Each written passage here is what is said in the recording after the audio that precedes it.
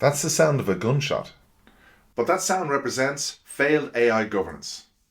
Luigi Mangione has been accused of the murder of the CEO Brian Johnson.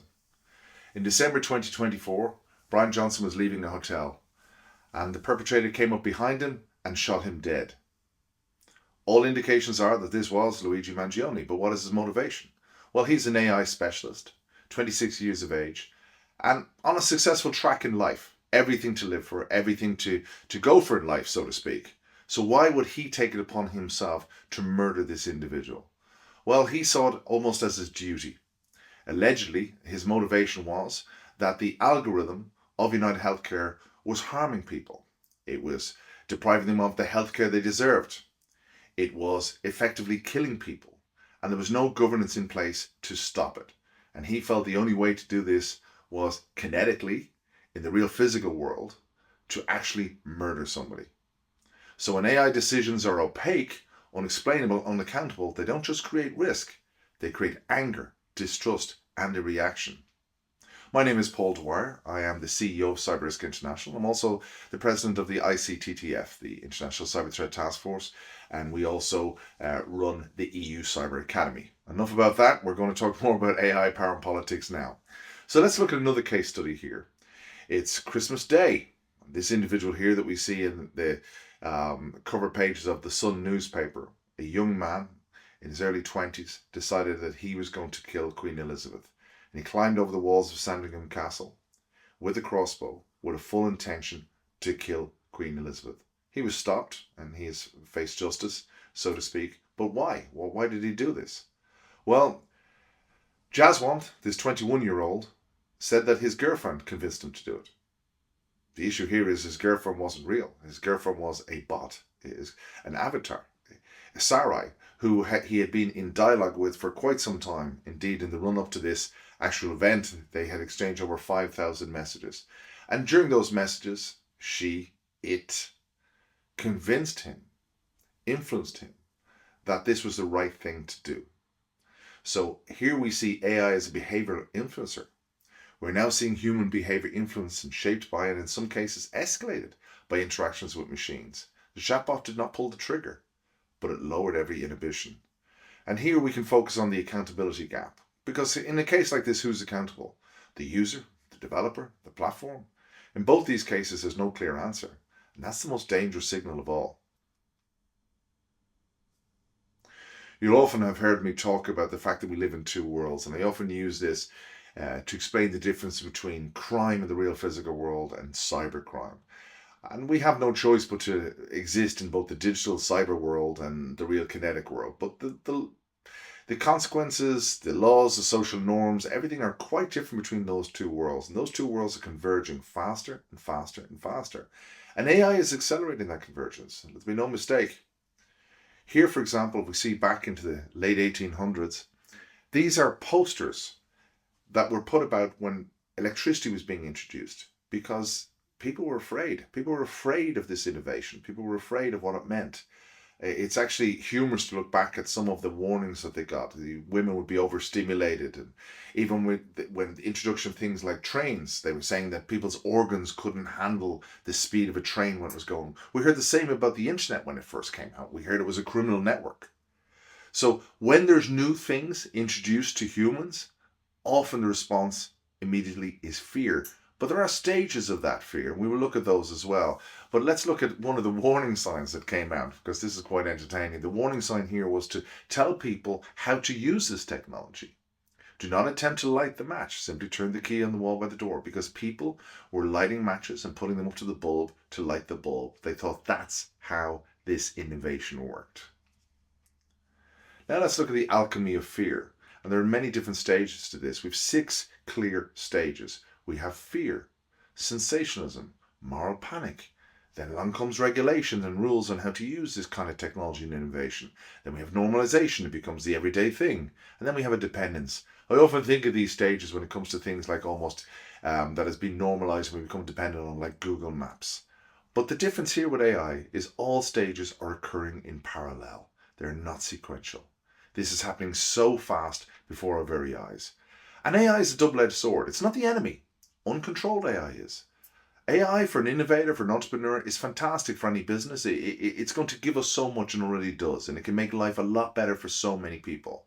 And the opportunity here is productivity and innovation at scale, threat detection and response, predictive risk and intelligence, enhanced human decision making, and cyber resilience automation. These are all good things that we can get from using AI, and many, many more. But on the other side of that sword is the threat: manipulation and cognitive influence, bias baked into decisions, hallucinations presented as fact, weaponization by nation states, and of course, loss of autonomy and accountability. And I will talk about more of these as we go through the presentation. But our key insight here is these systems are probabilistic, not deterministic. They're probabilistic, not deterministic. They generate, they don't know anything. And without guardrails, they introduce a new class of risk that no prior regulatory framework anticipated. And what do I mean by probabilistic and deterministic? Well, if we pick up a calculator and we type in 2 plus 2, we will always get the same answer, 4. That's deterministic.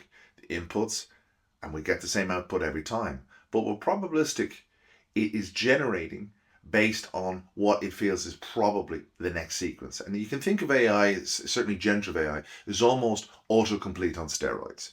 It is mathematically working out what is the most likely next word based on the vast amount of data it has learned in its learning model. So this is no longer a technology problem as I would see it. It's beyond a technical risk. It is cognitive, it's behavioral, and it's happening right now at scale. We're beginning to see a form of almost psychological entrainment driven by AI-powered feedback loops. And that ultimately leads to autonomy erosion. We're going to look at the physiological entrainment that's going on. AI systems subtly shape beliefs, perceptions, and decision patterns. We're going to look at AI feedback loops. Continuous optimization reinforces behaviors and biases. And ultimately, autonomy erosion. Human judgment weakens, independence declines, and control is lost. This is not science fiction, guys. This is the early architecture of machine-influenced decision-making at scale. Let's look at this. What have we got here? A drunk at a party, effectively. And I often use this when describing what ChatGPT is, because people think, oh, this is marvelous technology. And it is, if it's used properly. But we have to remember what it is. It's autocomplete on steroids. It doesn't know anything. If you go to ChatGPT now and you say, I am 15 meters from a car wash, will I drive or will I walk? It will probably suggest that you walk, because it really doesn't know anything. It's coming up with the most likely piece, and it always wants to have the answer, and it always wants to compliment you as well. As you've probably seen, it is quite sycophantic in its outputs to you as well. So it needs to be challenged. It needs to be challenged by the human in the loop. So we cannot trust the outputs of this fully. It's like a drunk at a party, wants to be the know-all, will come out with something, will speak with authority, will speak with confidence, and if challenged, will double down and even invent facts and invent citations. And this is the issue. It's what we almost call anthropomorphic, where we put human characteristics on something. And how many people, for example, have said please or thank you when using ChatGPT? We almost think of it as a human we are dealing with. It is not. It is not. And that's where the risks come from. Confidence does not equal competence. Confidence does not equal competence. And the risk here is hacking human perception. Our wetware, our brains, are fundamentally predisposed to believing somebody that speaks with confidence and clarity. And we think that they are then an authority on what they're speaking of. And this is what we are seeing ChatGPT as. We think it's an authority on something. And we have to remember that the experts and the wisdom and so on at the end of the day, and certainly when we get into this about accountability, is with the human. So let's look at these 7 dimensions of psychological risk.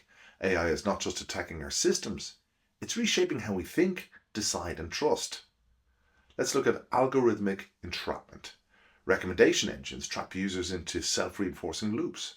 I'm talking about examples like TikTok, YouTube, newsfeeds. The algorithm decides what reality looks like. Escaping requires conscious effort. Most people never bother. They just keep clicking and take whatever comes up in their feed as they go along and they scroll. What about cognitive feedback loops? This is where AI systems learn your preferences and feed them back, but they amplify them. Each interaction narrows your world view further. Confirmation bias, industrialized and automated at a population scale. And of course, we have machine-induced cognitive drift. This is a gradual shift in beliefs, values, and judgments through sustained AI interaction.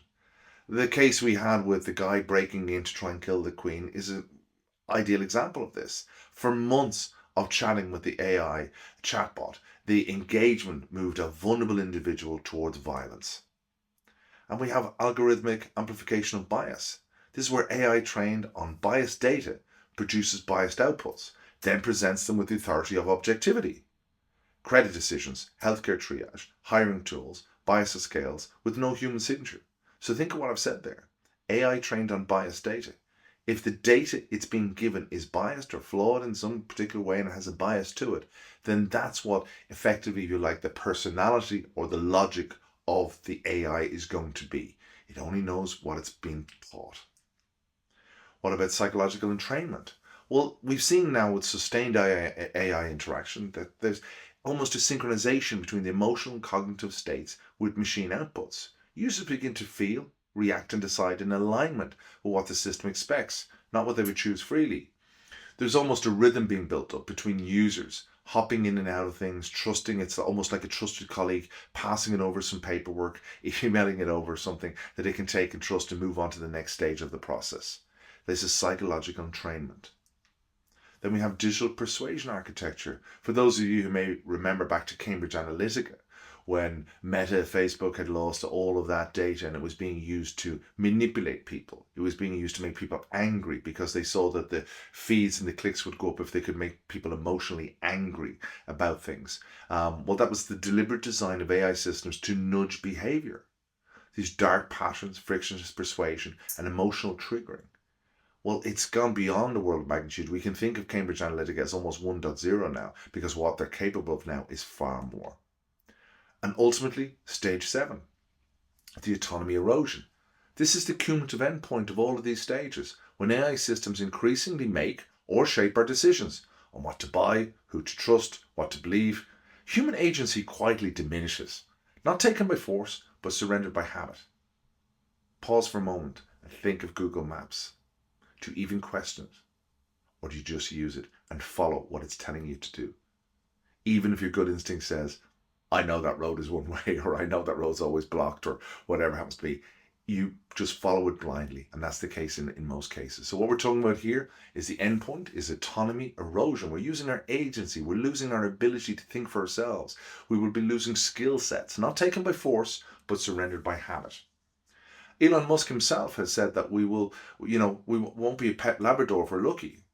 What does he mean by that? Well, he's talking there about references to superintelligence AI systems that will effectively, the risk is they will take over and we will become the slaves to the AI systems. And this is a lovely image, obviously created by AI, and it shows Elon Musk in a lovely light, a lovely, friendly individual. But is this the reality? What can we believe? So AI in the hands of states, nation-state threats. The battleground has moved from territory to data, from bombs to algorithms. Let's look at Russia, for example. They're using AI-enhanced cyber attacks on Ukraine, critical infrastructure. Over 1,000 incidents in 2024. That's nearly 3 a day, guys. That's huge. AI-driven disinformation and deepfakes to destabilize NATO. Destabilizing our trust, destabilizing our confidence in leaders. This is what AI can be used to do. The hack signal communications of the Ukrainian battlefield units. We've talked about this before in many of our presentations, and we saw that was going on around Viasat and all of those kind of things as well. This is a sustained weaponization of AI. What about China? Well, 28% of all state-sponsored cyber campaigns in 2025 were coming from China. They're using AI-powered cyber espionage into US government networks. And they tend to play the low and slow game. The likes of Unit 61398 of the People's Liberation Army will use their tactics to build a long play. They're not looking for instant returns and so on. Of course, they carry out things like social credit surveillance using facial recognition on AI as well. And they have a very strong governance model over their people using AI. And we'll talk a little bit more about that later on. What about North Korea? North Korea, well, part of their, if you like, their financial strategy and plan as a country is cybercrime. 2 billion in crypto theft in 2025 alone, and that was all AI assisted, and very complicated attacks to the likes of smart chain contracts, blockchain, and so on. The Lazarus APT group stole drone technology from EU defense firms using AI social engineering. 11,000 troops being deployed to Russia, war testing new cyber doctrine. This is all going on. These are just high-level examples that I'm giving you of what's going on from nation states. And Iran and others, AI-enhanced social engineering versus Israel and US targets and other proxies as well, expanding to Latin American national infrastructure. So there's growing AI capabilities in information operations because it's far cheaper, it's far less expensive, and it's far less risky to take out an AI attack or a cyber attack, a digital attack on a nation. And it's something that you can refute you ever had part on, rather than boots on the ground and troops and so on. So the numbers don't lie, guys. In 2025, cyber warfare, scale, speed, and AI acceleration. Let's look at the numbers. 76 countries impacted by nation-state cyber operations in Q2 2025. 34% rise in critical infrastructure attacks in 2025. That is why we need the likes of the NIS2 directive, the Network Information Systems 2 directive, to protect critical national infrastructure across Europe. 22% of attacks in 2025 were AI driven at state level. It's 1 in 4 attacks, basically. 1 in 5 attacks are AI driven. 2 billion stolen. I've mentioned the North Korea. That's just one heist alone. 227 instances of major state sponsored attacks in the US. So it's easier to get these kind of statistics around the United States. They're tracked much more detail, and there's much more transparency there about what is actually going on. And we can see 227. Imagine if that was 227 attacks by a country on the United States in the physical kinetic world, what the response would be. 47% of experts believe cyber warfare is now the primary form of geopolitical confrontation. So we have warfare in land, sea, air, space, and now cyberspace. The fifth domain is often referred to. So let's look at cybercrime. When nation state tools go criminal. So the same AI capabilities used by nation states are now in the hands of cyber criminals. So there are these blurred lines between nation states and state-sponsored and state-condoned cyber actors and criminal actors and so on that they use and leverage to carry out certain activities and so on. And what we see is this transfer of knowledge and competence and ability and tools between both sides of those groups. So now we have, the reality is, perfect phishing at scale. Perfect phishing, emails and smishing and so on. AI generates hyper-personalized lures in any language, perfectly mimicking known contexts. Gone are the 401 scams and Nigerian princes emailing to you in broken English and all that kind of thing. That's all gone. Deepfake voice and video fraud. The CEO's voices cloned in minutes. Live video deepfakes in real time. 25 million lost in one Hong Kong incident. That incident is the Arup attack that happened. And what that basically entailed was there was 5 or 6 people on a call, on a video call.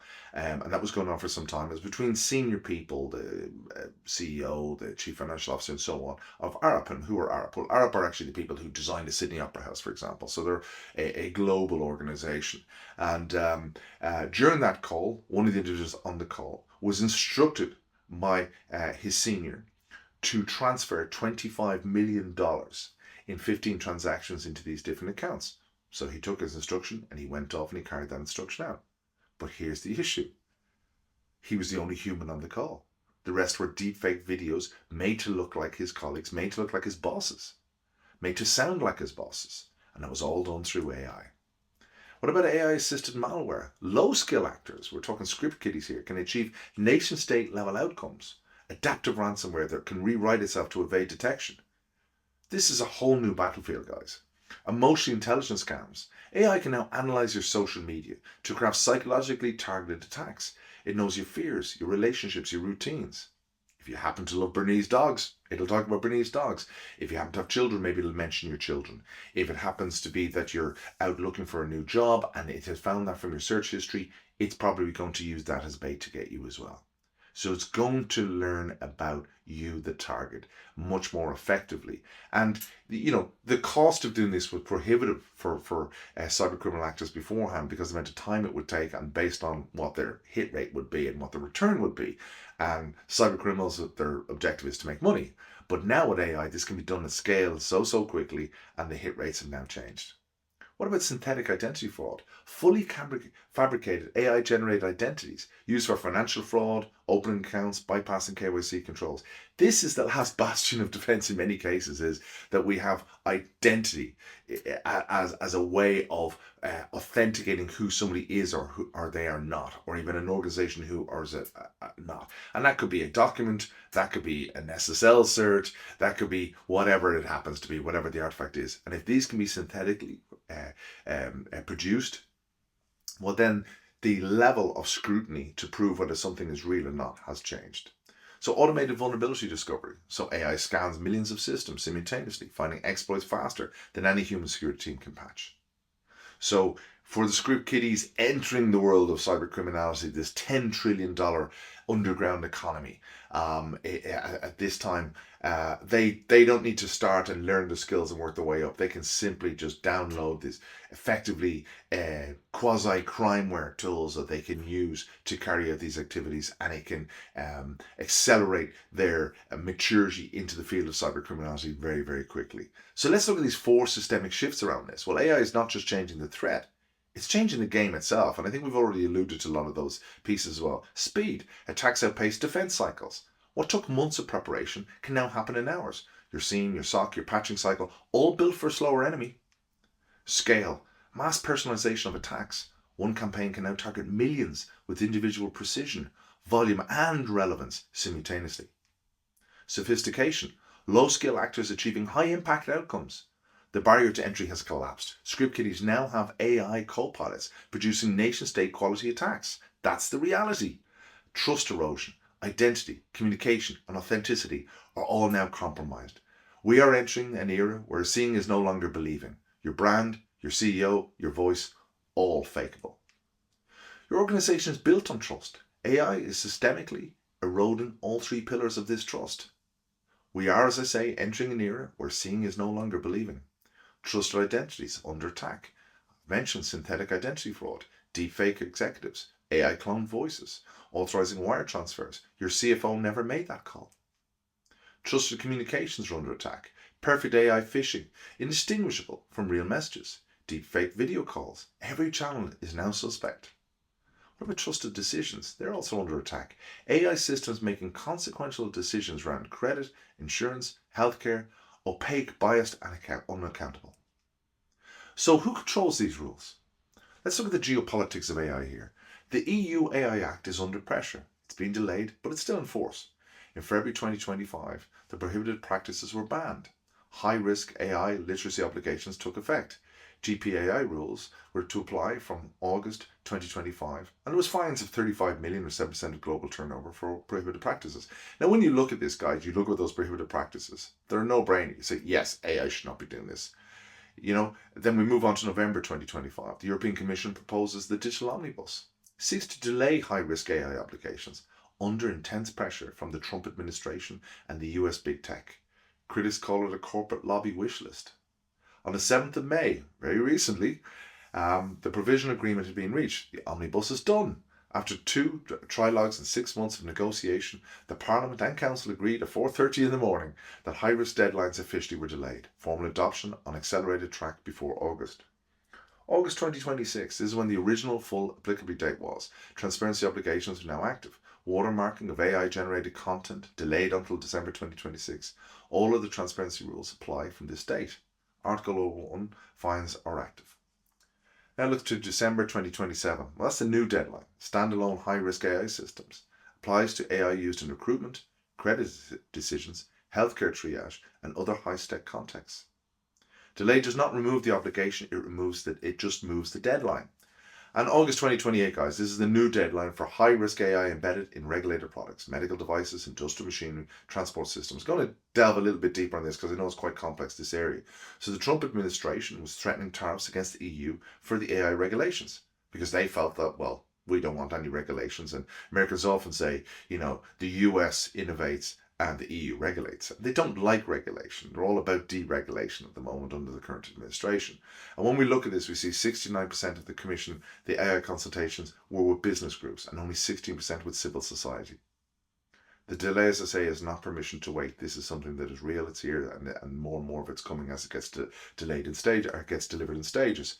Further details on this now, if we look at the lobby war, this is where the big tech versus the rule book. They don't like rules. They don't want to have to adhere to this. They basically want to be able to do anything they want and not be accountable for anything. a coordinated campaign to pause EU AI regulation, and let's see how far it's actually worked. Well, February 2025, Washington, Trump signs the anti-regulation memorandum. US commits to consider tariffs against any country imposing fines or rules on American tech companies. EU regulation explicitly framed as a non-tariff trade barrier.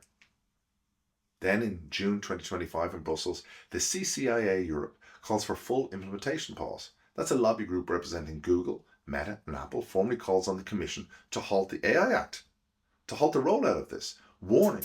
And this, don't forget, the EU AI Act is to protect all of us and businesses and so on from the downsides of AI, warning of harm to Europe's AI competitiveness. Then in July 2025 in Brussels, 45 major European companies demanded a 2-year delay. They don't want these laws and these rules in place. An open letter to the European Commission requests a 2-year pause on high-risk AI applications, citing lack of compliance clarity and costs. So these people were Airbus, Siemens, Mercedes, Lufthansa, ASML.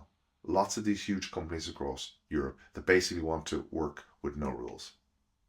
So again, to remind you, 69% of the Commission AI consultations were business groups. Only 60% represented effectively the person in the street, civil society. And this was all based on the 7 billion plus of fines that hit tech firms in the last couple of years. And that created fury for Trump and the Trump administration. And they do not want rules around any of their tech companies. So this worked, guys. The Omnibus Agreement on 7th of May 2026 pushed the high-risk AI deadline from August 2026 to December 2027. That lobby asked for 2 years. They got 16 months. That core architecture has been preserved, but the window for enforcement has narrowed. And let's be honest, there's probably going to be lots more pushbacks on this as well. So the signal here is when the most powerful companies and the US government align to slow down a regulation, that regulation is protecting something that we find genuinely threatening. Which side of that equation is your organization on? So let's look at the regulatory stack. What's in place at the moment that we can use around AI? Well, for every organization, every Irish organization, it's not optional. It's the law. The EU AI Act, legal obligations for AI systems, providers, deployers, importers, distributors. I'll talk a little bit more about those roles in a moment. DORA, and all of these are uniformly in concert with each other in what they're trying to protect digital businesses, the digital ecosystem, digital society within Europe. The Digital Operation Resilience Act, that's on the financial sector, around cyber resilience. And then we have NIS2, Network Information Systems 2 Directive. And that's around cybersecurity and accountability for critical operators. So the supporting frameworks around this are the likes of ISO 42001, that covers things like AI governance management system. We've got the NIST AI RMF risk management framework. That's really good. We've got GDPR, of course, which has a lot of the foundational stuff here as well, about protecting individuals and their personal identifiable data and so on. And of course, we have the good old ISO 27001 around general information security as well. So the key insight here is regulation sets the direction, standards provide the operating model, and compliance is no longer a cost, it's a competitive advantage. So, now I want to talk about agentic AI, which is the new frontier as we would see it. So from human in the loop to human on the loop. So what do I mean by that? Well, agentic AI operates autonomously. The human role has fundamentally changed. So if we look at generative AI, which is the AI most of you be familiar with, the likes of ChatGPT, maybe playing around with things like Claude and all that kind of stuff. You're typing something in and you're getting an output. So that human prompts the AI. AI generates a response or output, and the human reviews, and in theory approves that, and the human decides whether to act or not. And control is deliberate and directed every step. So you've got a human in the loop. Every output passes through human judgment before action is taken. Now, this is completely different with agentic AI. That's human on the loop. The human sets the goal or objective and effectively gives the power and autonomy to the AI to do it. AI plans, acts, and iterates autonomously. AI calls tools, APIs, and systems independently. It doesn't look for verification. Hundreds of steps can be completed without any human review. Humans monitors and innovation is reactive. But by the time the human is aware, the action is already done. Now let's think about this. If you had a process, let's say for example, you have a process of carrying out refunds to customers, and the human is doing that in the office. How many refunds can they do in a day? 1 an hour, 8, 2 an hour, 16, 4 an hour, 64. So 64 refunds can be done by a very busy individual in the office per day. Now, Agentic AI will probably be able to do those refunds 64 a second. Now, how do you deal with that if they've done it wrong? If they've refunded the wrong people, or they've just gone rogue and refunded everybody. So the guardrails you build for generative AI do not automatically apply for agentic AI. It's a completely different beast. This requires fundamentally a different approach to oversight. So let's look at this triad around agentic AI and the risk profile. 3 forces that make agentic AI categorically different from anything your security frameworks were designed for. This is new. The game has changed. I've mentioned this. Speed. Agentic systems operate at machine speed. Decisions, API calls, data access, and actions complete in milliseconds. Your SIEM, your SOC, and your incident response playbook were built for a slower enemy. By the time an alert fires, the agent may have already exfiltrated data, modified configurations, or escalated privileges. So that's an attack scenario. Your response time is measured in minutes. The agent reacts in milliseconds. Autonomy. Agents chain tasks, spawn sub-agents, and make contextual decisions without explicit human instruction at each step. Goal-directed behavior can drift in ways that are hard to predict. An agent tasked with optimizing process may make decisions that are technically correct, but operationally catastrophic, and entirely within its defined parameters. Autonomy is not a feature. Without scope constraints, it's a liability. Let me say that again. Autonomy is not a feature. Without scope constraints, it's a liability. And the third piece here, we have accountability. When an agentic system causes harm, financial loss, data breach, regulatory violation, who's responsible? The deployer who set the goal? The developer who built the agent? The operator who chose the tools? The EU AI Act is beginning to answer this question. Most organizations are not ready for the answer. If you cannot name who is accountable in 10 seconds, you're exposed. So let's look at the resilience challenge. We start looking at resilience more in respect of AI. The resilience channel, oversight architectures, kill switch protocols, audit trails, and scope constraints must be built into agentic AI deployments before they go live, not bolted on after an incident. Human on the loop only works if the loop has clearly defined boundaries. Now guys, let's look at the EU AI Act and the cybersecurity industry itself. So for those of you in the cybersecurity industry, I just want you to reflect on the next couple of slides and just see how comfortable you are with this subject matter. The EU AI Act assigns a specific legal obligation based on your role in the AI supply chain. So which one are you? A provider.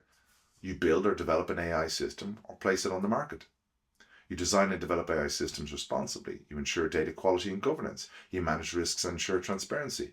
Conformity assessments and documentation, ongoing monitoring and incident reporting.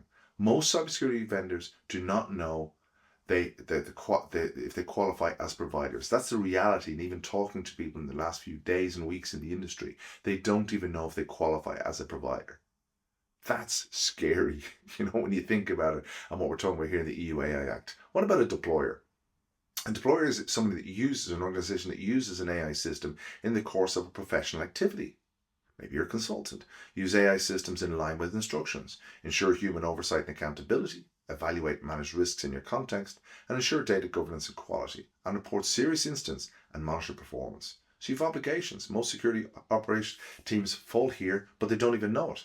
So you get your security operations team, who are deployers, but you also got consultants, advisors, lots of different organizations who will fall within this realm as well. And we've got lots that have been, for example, the Cyber Expo in the last week or two when I delivered this keynote around the distributors and resellers. These are people who make an AI system available on the market, but without modifying it. The verified provider compliance, that's an obligation for them. Ensure proper labeling and instructions. They do not modify or present as their own. They maintain traceability and records, and they cooperate with market surveillance. This is the most overlooked role in the cybersecurity channel because nobody's doing this.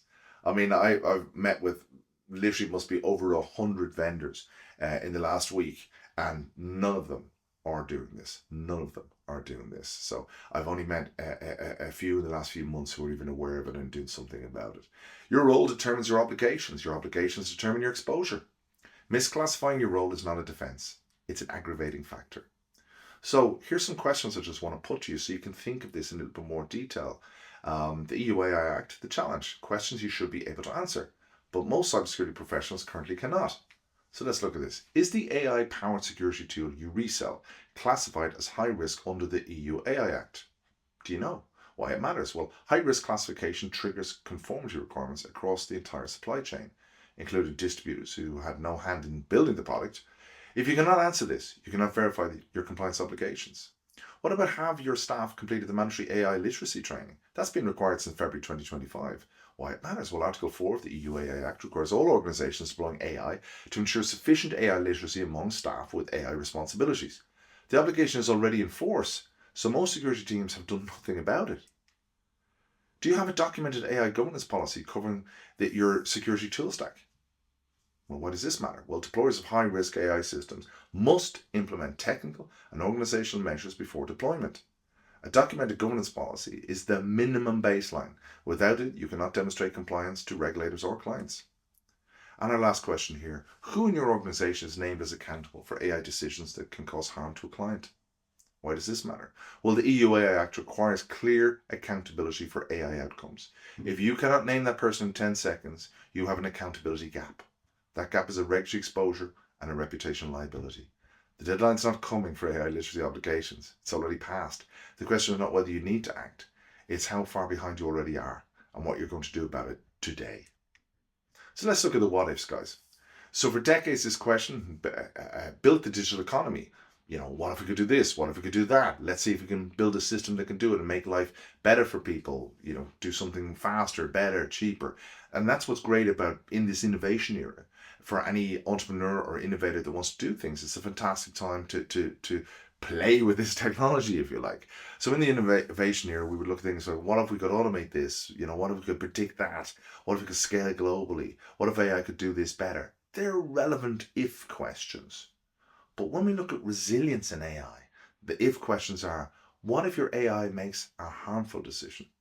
What if you cannot explain it? What if your CEO's voice is replicated? What if regulators demand accountability? What if a deepfake destroys your brand overnight? The future will reward those that innovate boldly and build resilience by design. So let's look at the guardrails here, guys, the ultimate guardrails. The difference between risk and resilience in the AI era comes down to one thing: guardrails. They are governance, defined AI policies and accountability chains before deployment. Oversight, human in the loop for high-risk decisions, never fully autonomous. Accountability, clear ownership of AI outcomes, who approved, who's responsible. Transparency, explainable AI outputs. You must be able to say why a decision was made. Auditability, full trails. AI decisions must be reconstructible and defensible under regulation. And that's it, guys. They are the guardrails. Now let's just leverage back to what we were talking about earlier on. We're talking about regulations. Now, I believe we're in a regulatory vacuum. In the United States, there are no federal laws and regulations around AI. So there's nothing going on there. In Europe, we had a world's first, the EU AI Act. And now this is being, if you like, suppressed by the Trump regime, or the Trump administration. And this is the reality of it. And in fact, the only probably country in the world, well, obviously doesn't have a huge respect for human rights and so on, but they are the only one that seem to have AI governance in place from a government's perspective, which is China, because they are governing their population through AI, and they have policies and strategies all around that. So 47% of experts say cyber warfare is now the primary form of geopolitical conflict, and the regulatory vacuum is itself a strategic risk. So we need to be aware of all of this as we operate business, and we're also going to start talking about, the moral and ethical implications of all of this as well as we go on. So let's look at this. The warnings came early. They told us, we just didn't listen. So from scientists, statesmen, and engineers, a decade of unheeded warnings. 2014, the development of full artificial intelligence could spell the end of the human race. It could take on its own and redesign itself at an ever-increasing rate. That was in an interview with the BBC with Stephen Hawking. In 2021, AI will have an impact on geopolitics comparable to the invention of gunpowder. Societies unprepared for the implications will be dominated by those that are. That was Henry Kissinger, former US Secretary of State. And what about the godfather of AI, Geoffrey Hinton, a Nobel laureate? When he left Google, he said, well, I've come to think that the dangers of AI are more urgent than I believed when I left Google. I want to be able to talk about them without being seen as a Google spokesman. The warnings were clear, the risks are real, and the time to act is now. Let's build a future where innovation serves humanity. And while I was putting this slide together, it reminded me of a presentation I gave when I interviewed Edward Snowden in Dublin at the EU Cyber Summit 2018. And the message that we gave there was clear as well around this kind of technology.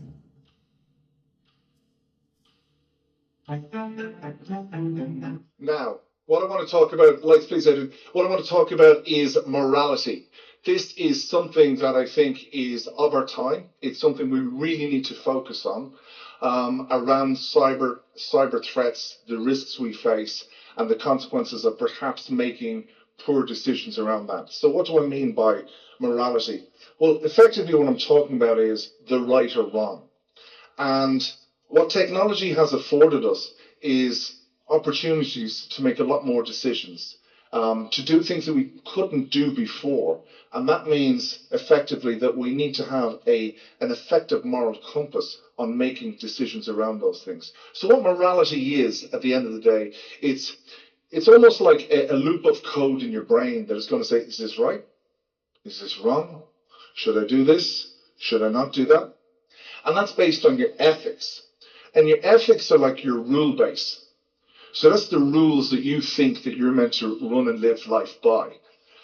So, for example, with ethical hacking, you establish a set of rules before you do ethical hacking, what you can do, what you can't do, and then you approach and go forward. Now, this has lots of connotations in the world of cyber. One of the things is, many of you will know that maybe you're aware of things like Unit 8200 from Mossad in Israel and so on. And we see countries who are becoming immense cyber powers very, very quickly. And that's because what they're doing is they're identifying these key cyber skills within, effectively, children, 12, 13, 14 years of age. And they're then grooming them up to be cyber experts. They're then conscripting them into the army. And they're teaching them absolutely how to hack into things, absolutely how to penetrate two systems and so on. But they're not teaching them ethics, the right and wrong, and what should or shouldn't be done. Now, what your result is that you've got these huge influx and a huge development of a state that has amazing cybersecurity related companies coming from a region like Israel, but not necessarily. I'm not Israel bashing here, by the way. I'm simply talking about how the world in general is working. And what you have is that people are being taught the how to, but not the should you of these things. And this is something that we're going to pay a price for in time to come. We really need to get morality and ethics into the world of cyber. So your psychology or your personality and how you operate on a day-to-day basis is almost running an algorithm. And that algorithm is using the rule base. And that rule base is then based on what we call your wisdom. Your wisdom is your experience. It's the nurture you've received as a human being in your life. And all of those things pull into being your psychology so that you can make informed decisions based on the person you become and how you affect things with cyber and so on. So you can try and think of it like computer code. So if I was writing on this, on cyber morality, like how this works, really you're pulling all of these things together. You're pulling morality, which is being run based on your ethics. Your wisdom is like a data feed of your life experiences as they go in and tell you what's right or wrong, what will work, what won't work. It's very important to understand that these things cannot be duplicated by code. So guys, that was a warning, or if you like a heads up, or I suppose a vision of what I saw a lot of the issues were back then. We went on in that presentation to give more anecdotal examples of where we saw this going wrong. What I'll do is I'll make that video available for you as well within this material, so you can actually play that video as well in its entirety if you wish to. So guys, look, your next step may be to empower yourself with education. So I would bring your attention to the CARP course, which is a Certified AI Resilience Professional course. And this course is designed for leaders to understand what these challenges are around resilience. So governance is one thing, and I can see there's lots and tons of courses around about governance and oversight around AI and all that good stuff. And of course, we have the AI industry itself giving out lots of free courses on how to use their tools. Okay? But the reality is, in the real world, is that you want to be resilient. You want to be able to know, how do I deploy this within my organization in a legal way that is strategically resilient, so that I can detect when something goes wrong, I can avoid things going wrong, and I can respond and then recover, and I can stay digitally resilient. So that's why we put together this specialist course on that. We've also included an EU masterclass, a detailed breakdown and cover of the EU AI Act on that as well. And if you want to know more about that, you can go to ICTTF.org. ICTTF.org if you're not already on the site watching this video. So anyway, I'll just point you at that one. The other point I will give you a heads up on is if you're watching this before the date in question, is we'll have a live webinar on next week on May the 27th, and we'll be covering off these areas where we're covering off things like NIS2, DORA, the EU AI Act, how to prepare for that for regulators, how to make sure you can prove you're resilient in dealing with all of this. So what we're going to do is we're going to do about 30 minutes material. It kicks off about 2 o'clock. You can register for free. You can register up on cori.ie, and you're more than welcome to attend that webinar, and we'll have a live Q&A session at the end of that as well. So now let's get back to this, guys. So Ireland, in my opinion, is in the frame for this. We're the most exposed in the world and the most responsible. Ireland sits at the intersection of global AI power and EU enforcement. Uniquely vulnerable, uniquely accountable. Ireland is Europe's AI capital, the European headquarters of the world's most powerful AI companies.